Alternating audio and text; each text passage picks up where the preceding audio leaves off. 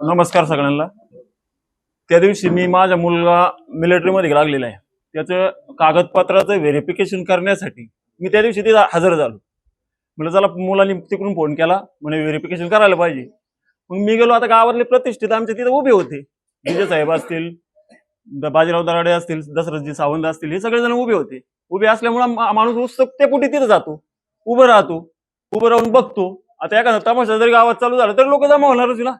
तसंच मी गेलो, उभं राहिलो, कुठं काही बोललो नाही, कुठं काही म्हणलोय नाही। झाले ना माझ्यावर केस, घेणं नाही देणं नाही। बरं माझा कोणता पोलीस स्टेशनला आतापर्यंत एकही गुन्हा दाखल नाही।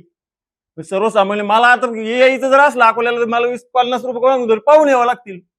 आता हे गुन्हे कवर निस्तरित बसायचे, यांना पैसे मिळत आहेत, आम्हाला माहिती नाही कुठून कुठून पैसे घेतात, कसे कसे घेतात, हे कोणाबरोबर गावात आलो हिंडत आहेत, कोणत्या पांटपरी बसतात आहेत, कोणत्या बारला जाऊन बसतात, हे सगळं आम्हाला माहिती।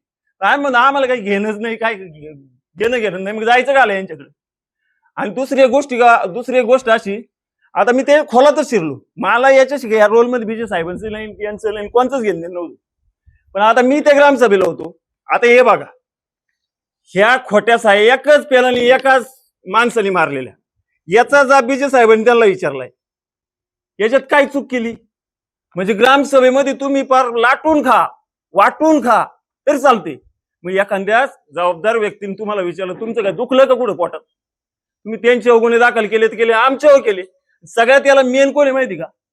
हे पोलीस स्टेशन, हे अकोला पोलीस स्टेशन हे निलावात काढलेले।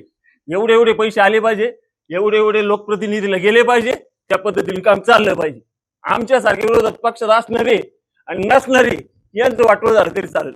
म्हणून प्रशासनाने ह्या गोष्टीची दखल घ्यावी व सर्वसामान्य माणसाला न्याय कसा मिळेल ह्या दृष्टिकोनातून त्यांच्याकडे बघावं, ही नम्र विनंती करतो, थांबतो।